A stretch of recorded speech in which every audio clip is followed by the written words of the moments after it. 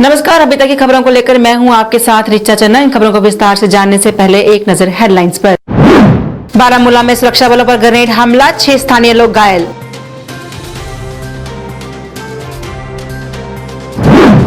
माता वैष्णो देवी प्रसाद बिक्री के खिलाफ शिवसेना का मौन प्रदर्शन, मात्र डाक खर्च वसूली की अपील।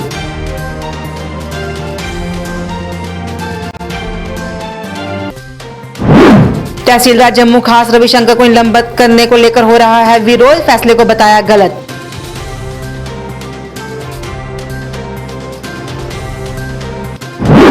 और एबीवीपी का क्लस्टर यूनिवर्सिटी के खिलाफ प्रदर्शन, 50% फीस कम करने की मांग।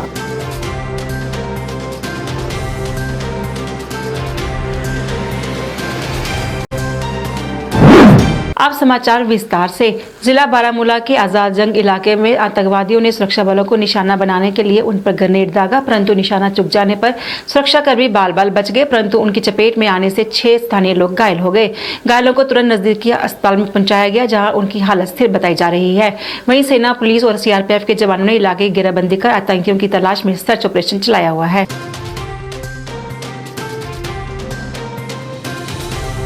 शिवसेना बाला साहब ठाकरे जम्मू कश्मीर इकाई के नेताओं ने श्राइन बोर्ड के श्री माता वैष्णो देवी के पवित्र प्रसाद को ऑनलाइन बेचने के फैसले को हिंदुओं की आस्था के साथ खिलवाड़ बताते हुए मौन प्रदर्शन किया और जम्मू कश्मीर के उपराज्यपाल मनोज सिन्हा से हस्तक्षेप करने की मांग कर मात्र डाक खर्च पर प्रसाद को श्रद्धालुओं तक पहुंचाने की अपील की गई। पानी ने कहा कि श्राइन बोर्ड के सीईओ का श्री माता वैष्णो देवी के पवित्र प्रसाद को घर तक पहुंचाने का कदम स्वागत योग्य है, मगर उन्होंने प्रसाद की 501, 1100 और 2100 की जो कीमत निर्धारित की है उसे लेकर उन्हें आपत्ति है। सानी ने कहा कि प्रसाद में मूल्य होता है, उसका मूल्य निर्धारित करना पवित्र प्रसाद की गरिमा को खत्म करने और धार्मिक आस्था को ठेस पहुंचाने जैसा है। सानी ने कहा कि श्राइन बोर्ड को धार्मिक संस्था की तरह काम करना चाहिए, व्यवसाय करने की जरूरत नहीं है। सानी ने बताया कि उन्होंने जम्मू कश्मीर के उपराज्यपाल एवं श्राइन बोर्ड के सीईओ को लिखित ज्ञापन भी भेजा है, जिसमें मात्र डाक खर्च पर प्रसाद को पहुंचाने की अपील की गई। शिवसेना बाला साहब ठाकरे जम्मू कश्मीर इकाई के नेताओं का आज हमने यहाँ पर माता वैष्णो देवी श्राइन बोर्ड के खिलाफ जो यहाँ पर मौन प्रदर्शन किया है, वह हमने उस फैसले के खिलाफ प्रदर्शन किया है जिसमें ऑनलाइन जो है माता वैष्णो देवी के प्रसाद की बिक्री की जा रही है। देखिए 501 रुपए, 1100 रुपए और 2100 रुपए के अंदर प्रसाद का मूल्य निर्धारित कर इसको ऑनलाइन जो है लोगों के घरों तक पहुंचाया जा रहा है। जो लोगों के घरों तक प्रसाद पहुंचाने का फैसला है हम उसका स्वागत करते हैं, मगर हमारी अपील है और माननीय गवर्नर साहब से और श्राइन बोर्ड के जो सीईओ हैं उनसे कि प्रसाद मात्र डाक खर्च पर लोगों के घरों तक पहुंचाना चाहिए। देखिए प्रसाद एक पवित्र चीज है, आप उसका मूल्य निर्धारित करके प्रसाद की जो गरिमा है उसको गिरा रहे हैं और हिंदुओं की धार्मिक भावनाओं को भी ठेस पहुंचा रहे हैं। इसके साथ ही प्रसाद का जो है न्यूनतम मूल्य 501 रुपया निर्धारित किया गया है, जो कि आम जनता और आम पब्लिक से प्रसाद को दूर किया जा रहा है। तो हम इसको लेकर जम्मू कश्मीर के हमारे जो उपराज्यपाल हैं माननीय मनोज सिन्हा जी को और श्राइन बोर्ड के सीईओ को हम इस बारे में ज्ञापन भी सौंप रहे हैं कि मात्र डाक खर्च पर जो है प्रसाद को लोगों के घरों तक पहुंचाया जाए, प्रसाद को व्यवसाय बनाने का काम जो है वो बंद किया जाए। तहसीलदार जम्मू खास रविशंकर को डोमिसाइल प्रक्रिया के दौरान खराब प्रदर्शन करने के चलते निलंबित किए जाने का अब विरोध शुरू हो गया है। इस पर बीजेपी नेता विक्रम सिंह ने भी इस निलंबन की कड़ी निंदा की और कहा कि अगर किसी क्षेत्र का तहसीलदार सही काम नहीं करता तो उसके खिलाफ आवाज उठाने के लिए सोशल मीडिया का इस्तेमाल किया जा सकता है, लेकिन आज तक किसी ने भी सोशल मीडिया पर उनके खिलाफ कोई आवाज नहीं उठाई। उन्होंने उनके निलंबन को एक साजिश और दुर्भाग्यपूर्ण बताया और उपराज्यपाल से इस मामले में संज्ञान लेने की अपील की ताकि निलंबन की वजह साफ हो सके।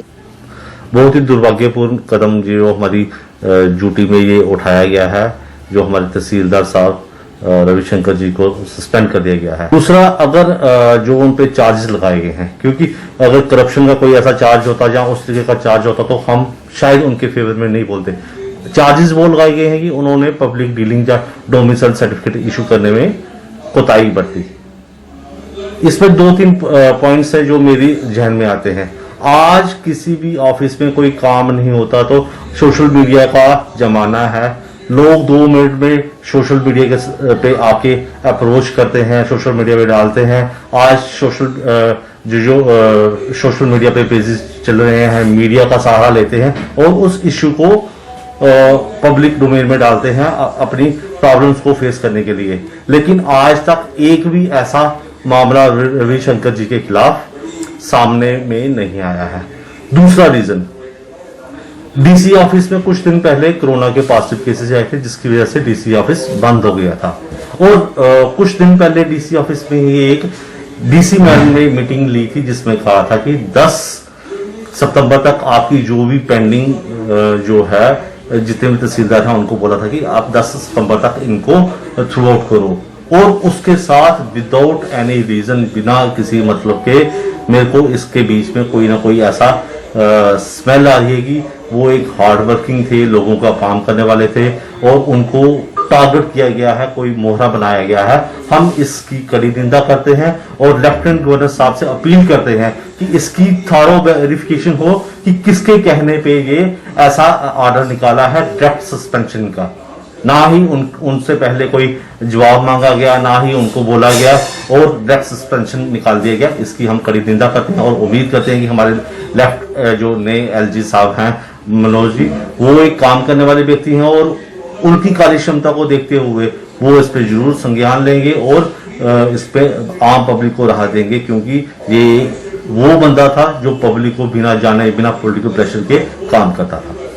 वहीं वार्ड नंबर 16 के पार्षद राजेंद्र शर्मा ने कहा कि उनके काम पर सवाल नहीं उठाए जाने चाहिए। उन्होंने कहा कि रविशंकर एक ईमानदार व्यक्ति हैं और किसी ईमानदार व्यक्ति को निशाना नहीं बनाया जाना चाहिए। उन्होंने इस निलंबन का कड़ा विरोध किया। का मकसद खासकर जम्मू सूबा में हमारा यहाँ जो तहसीलदार खास हैं उनको सस्पेंड कर दिया गया। मैं पूछना चाहता हूं कि उनको सस्पेंड करने के क्या कारण थे? कहीं कहीं पे निगाहें और कहीं पे निशाना तो नहीं था। जम्मू खास का जो क्षेत्र है उसमें 15 लाख के लोग, 15 लाख के करीब लोग रहते हैं। उन सब के डोमिसाइल बनना एक समय में असंभव है।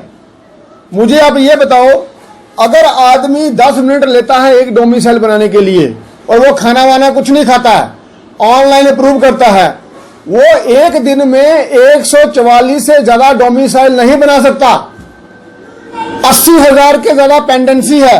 अगर ऑफलाइन सिस्टम काम नहीं कर रहा तो क्या यह सिस्टम फेलियर है कि रविशंकर का कसूर है?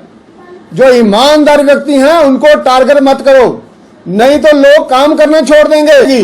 लेकिन अगर आप व्यक्तियों को टारगेट करोगे और ऐसे काम चलाओगे, इसका हम पूरा विरोध करेंगे। और ईमानदार व्यक्ति के लिए बोलना हर समाज का फर्ज है। आज आप देखो सोशल मीडिया पे कितने लोग उनके हक में बोल रहे हैं। क्या जिन्होंने ये निर्णय लिया उनको नहीं मालूम है कि रविशंकर प्रसाद एक ईमानदार व्यक्ति है? मैं दावे के साथ कहता हूं, उनके भी असेट्स ऑफ इंक्वायर कराओ और बाकी लोगों को भी कराओ।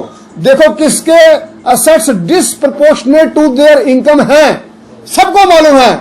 लेकिन ये अपने पवन कोतवाल जी ने ये निर्णय लेकर जनता के हित में काम नहीं किया और हम इसका कड़ा विरोध करते हैं। एबीवीपी द्वारा आज फिर क्लस्टर यूनिवर्सिटी के खिलाफ प्रदर्शन किया गया। प्रदर्शनकारियों ने यूनिवर्सिटी प्रशासन के खिलाफ नारेबाजी का रोष जताया। उनका कहना था कि 14 अगस्त को उन्होंने प्रशासन को फीस कम करने की मांग को लेकर ज्ञापन सौंपा था, जिसके बाद यूनिवर्सिटी प्रशासन ने केवल 500 रुपये फीस में से कम कर दी है, जो छात्रों के साथ एक मजाक है। उन्होंने प्रशासन से 50% फीस कम करने की मांग की।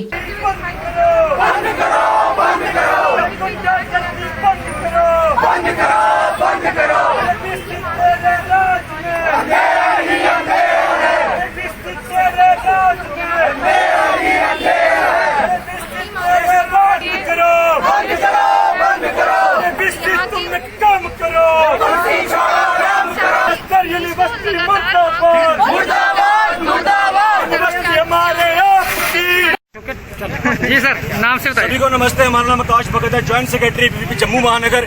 जैसा कि हम सब जानते हैं, 14 अगस्त 2020 को अखिल भारतीय विद्यार्थी परिषद जम्मू महानगर द्वारा क्लस्टर यूनिवर्सिटी से एफिलिएटेड सभी कॉलेजेस में मेमोरेंडम सबमिट किया गया था और इसके साथ ही साथ वाइस चांसलर सर को भी मेमोरेंडम सबमिट किया गया था कि विद्यार्थियों की फीस की कटौती जो है वो की जाए।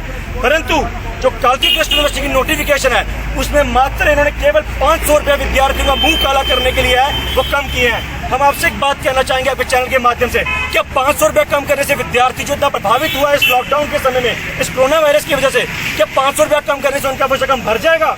क्या जिन परिवारों की आर्थिक व्यवस्था कमजोर है, 500 रुपया कम करने से क्या उनका जो है हालात सुधर जाएंगे? क्लस्टर यूनिवर्सिटी ऐसा मजाक और ऐसा जो गंदे तरीके से हमने आपको चला रही है, हम इसका कड़े शब्दों में विरोध करते हैं। और आज हम यहाँ पर तब तक प्रदर्शन करते रहेंगे जब तक क्लस्टर यूनिवर्सिटी के वाइस चांसलर सर बाहर आकर विद्यार्थियों की बात नहीं सुनते कि विद्यार्थी अक्सर में चाहता क्या है। हम चाहते हैं कि 50% जो फीस है वो कम की जाए और 50% फीस जो है विद्यार्थी से वसूली जाए, अन्यथा विद्यार्थी इसी तरह प्रदर्शन करते रहेंगे। धन्यवाद। असिस्टेंट लेबर कमिश्नर देविया नंदा द्वारा आज एक पत्रकार वार्ता का आयोजन किया गया। इस अवसर पर बोलते हुए असिस्टेंट लेबर कमिश्नर ने कंस्ट्रक्शन से जुड़े सभी लेबर से अपना पंजीकरण करवाने की अपील की। उन्होंने कहा कि इस पंजीकरण के उन्हें केवल 10 रुपए प्रति माह देने हैं और इसके बदले उन्हें अनगिनत फायदे दिए जाएंगे। इस दौरान उन्होंने इस फायदों के बारे में विस्तृत जानकारी दी और सभी से इनका लाभ उठाने की अपील की। से जुड़े लेबर भाई मुझे सुन सकते हैं, वे प्लीज अपना रजिस्ट्रेशन लेबर डिपार्टमेंट से करें और सरकार द्वारा दिए जाने वाली तमाम स्कीम्स का फायदा उठाएं। सरकार आपको आपके बच्चों की पढ़ाई का खर्चा, आपकी बीमारी, घर वालों की बीमारी का खर्चा, डिसेबिलिटी असिस्टेंस, डेथ असिस्टेंस के रूप में तमाम बेनिफिट्स आपको देती है। तो प्लीज अपना रजिस्ट्रेशन करवाएं। कहते हैं इंसान को इंसान से फैज है। हो सकता है मेरा ये मैसेज जिन लोगों के लिए है वो मुझे ना सुन पाए, लेकिन जो मुझे सुन सकते हैं, आप हमारे घरों में रोजमर्रा की जिंदगी में हर दिन प्लम्बर, इलेक्ट्रीशियन, कारपेंटर, मिस्त्री, मजदूर, इन लोगों से हमें हर दिन काम रहता है और ये लोग हमारे घरों में आते हैं या हमारी हो सकता है मोहल्लों में रहते हो। तो प्लीज अपना 1% का कंट्रीब्यूशन दीजिए और लोगों तक ये अवेयरनेस पहुंचाइए कि सरकार इनको रजिस्टर कर रही है, जिसके बदले में इनके लेबर कार्ड्स बनते हैं और इसकी कोई खास फीस नहीं है। 10 रुपए प्रति महीना यानी कि 120 रुपए साल का इनको देना है, जिसके बदले में हजारों के इनको फायदे मिलते हैं। तो साथ में इसकी फॉर्मेलिटीज भी ज्यादा नहीं है। इसके लिए बस आधार कार्ड, राशन कार्ड, जेके बैंक की कॉपी और साथ में एम्प्लॉयमेंट सर्टिफिकेट, जो कि कोई भी मेजर एम्प्लॉयर्स दे सकते हैं, सरपंच इशू कर रहे हैं, कॉर्पोरेटर्स इशू कर सकते हैं, रजिस्टर्ड ट्रेड यूनियंस इशू कर सकती हैं। तो प्लीज सभी लेबर भाई अपना रजिस्ट्रेशन करवाएं और मेरे आम भाई जो मुझे सुन रहे हैं वो प्लीज सब तक ये बात पहुंचाएं कि अपना रजिस्ट्रेशन लेबर डिपार्टमेंट से करवा के अपने लेबर कार्ड्स इशू कराएं। बरसात में नरवाल सड़क मार्ग की खस्ता हालत से चलते लोगों को काफी परेशानी उठानी पड़ती है। लोगों का कहना है कि इस बार बरसात में इस सड़क पर मलबा इकट्ठा हो जाता है, जिसकी वजह से लोगों को इस पर से गुजरने में परेशानी झेलनी पड़ती है। लोगों का कहना है कि कई बार प्रशासन से इसको मरम्मत करने की अपील की गई, लेकिन आज तक इसकी मरम्मत नहीं हुई।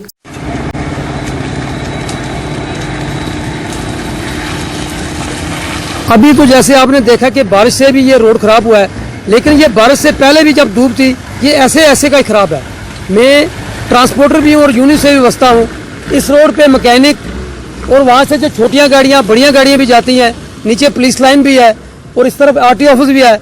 और इस रोड की इतनी बुरी हालत है, इसमें यहाँ से जो बुजुर्ग भी निकलते हैं जिनके पास 2 व्हीलर्स हैं, हमने अपनी आंखों से देखा वो खुद गिरते हैं। जहाँ वो रोड की गाड़ी को सत्यानाश होता है वहाँ लोग भी इस गंदे पानी में गिरते हैं और यहाँ से बीमारियां भी फैलने का एक बहुत बड़ा खतरा है।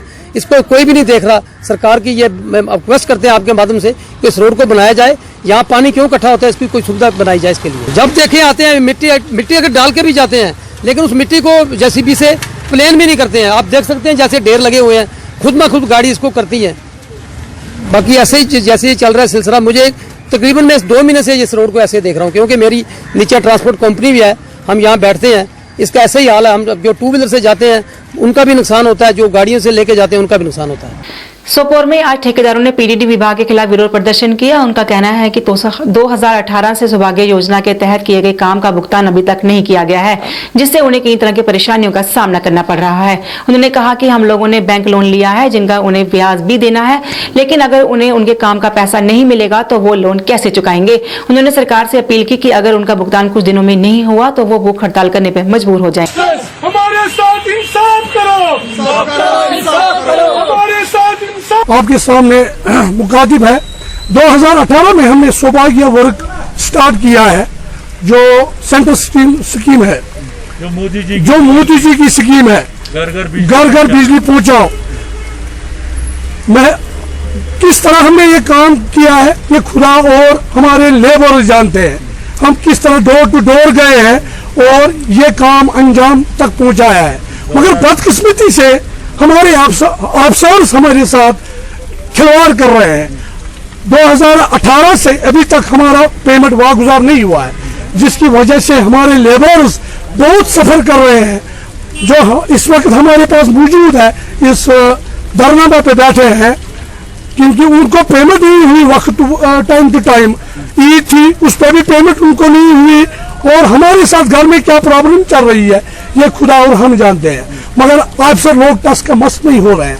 एमडी साहब कह रहे हैं कि चीफ साहब के पास जाओ, चीफ साहब बोल रहे हैं कि आप एसपी साहब के पास जाओ। हम आपकी वसालत से गवर्नमेंट को इतना करते हैं, हमारी पेमेंट वागुजार करें ताकि हमारी ये डिमांड पूरी हो जाए। तो आज 20 भी खत्म होने को हुआ, 2020 भी आज तक पेमेंट हमें रिलीज नहीं हुई। और जनाब हम बहुत सफ़र कर रहे हैं क्योंकि हमने बैंकों से लोन लिया है, हमारे लेबर सफ़र कर रहे हैं, हमारे बच्चे सफ़र कर रहे हैं, हम सर्वाइव नहीं कर पा रहे ठीक से।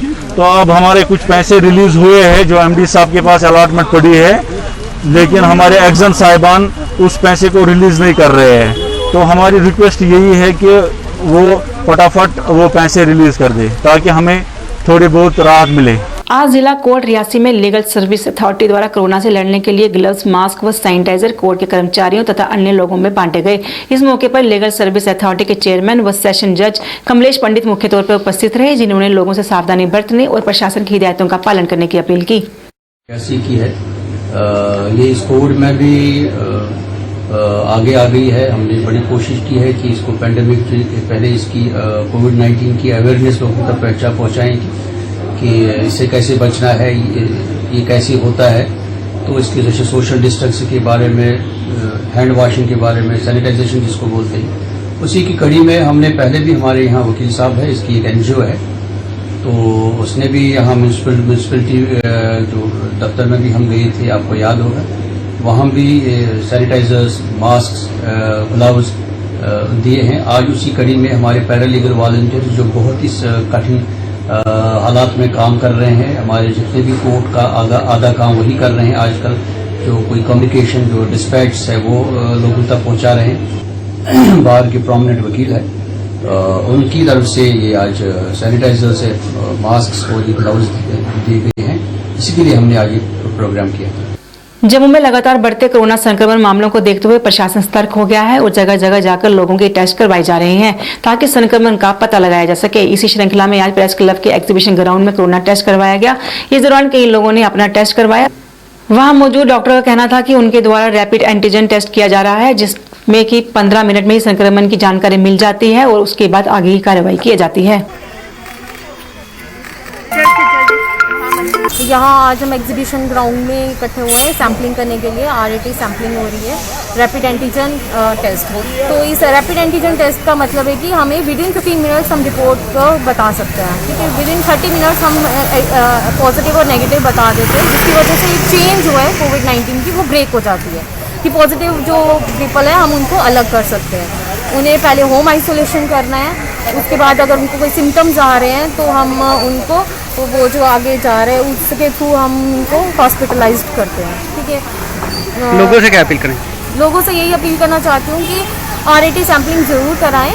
इससे क्या होगा कि चेन ब्रेक होगा, तो इसमें कोई डरने की या कुछ ऐसी बात नहीं है। एक पॉजिटिव नेगेटिव पता चलेगा, इससे कि एक पॉजिटिव जो है वो उनको हम बाहर निकाल के उनकी चेन को ब्रेक कर देंगे। इससे एकदम से हमें पता चलता है कि है क्या नेगेटिव, जो नेगेटिव है वो हमें पकड़ में आ जाता है। X central paramilitary forces welfare association द्वारा आज एक पत्रकार वार्ता का आयोजन किया गया। एसोसिएशन के सदस्यों का कहना था कि सरकार ये दावा कर रही है कि पैरामिलिट्री को सभी सुविधाएं दी जा रही हैं, पर जमीनी स्तर पर ऐसा कुछ नहीं है। उन्होंने कहा कि अभी भी कई ऐसी मांगे हैं जो पूरी नहीं की गई हैं। इस दौरान उन्होंने सरकार से कैंटीन पर लगे 50% टैक्स को हटाने की भी मांग की। इस दौरान उन्होंने अन्य भी कई मांगों को उजागर किया और सरकार से उनकी मांगों पर गौर करने की अपील की। आज हमें दर भीख मांगनी पड़ रही है, मीडिया को रिक्वेस्ट करनी पड़ रही है, ऑल पब्लिक को रिक्वेस्ट कर रही है, हमारी बात को उठाएं आप। जो जेन्युइन बात है हमारी पैरामिलिट्री फोर्सेस की, हम 24 आवर्स की मुलाजिम हैं। LOC पे और इंटरनेशनल बॉर्डर पे BSF ड्यूटी कर रही है, 24 आवर्स करती है। हमारी ये है, हर जगह में हमारे होम मिनिस्टर, प्राइम मिनिस्टर ये बोलते हैं इनको बन पेंशन दे दिया है, मेडिकल फैसिलिटी दे दिया है और इनको CSD दे दिया है, हमें कुछ नहीं मिला। हमारी जो जम्मू कश्मीर के अंदर अगर आप लोगों ने पैरामिलिट्री फोर्सेस को कुछ नहीं देना और 50% जो कोरोना टैक्स लगाया हमारी कैंटीन पर, उसे आप तुरंत वापस लें। ये हमारी चुनौती है इन एनपी को और लेफ्टिनेंट गवर्नर साहब को रिक्वेस्ट है हमारी, आप अगर किसी का काम नहीं कर सकते तो प्लीज जे हमारी पैसा तो कहीं रहा आपने देना, वन रकबन पेंशन तो आपने नहीं दिया, ना मेडिकल फैसिलिटी दिया, ना कुछ दिया, लेकिन जो मेहरबानी करके जो 50% हमारी कंटीन पर जो टैक्स लगा रखा है इसे तुरंत वापस लिया जाए। किसी स्टेट में नहीं है, भारत के किसी स्टेट में नहीं, सिवाय जम्मू कश्मीर। अभी तक की खबरों में बस इतना ही। मुझे मेरी सारी टीम को दीजिए इजाजत और आप देखते रहिए जेकेसी न्यूज। नमस्कार।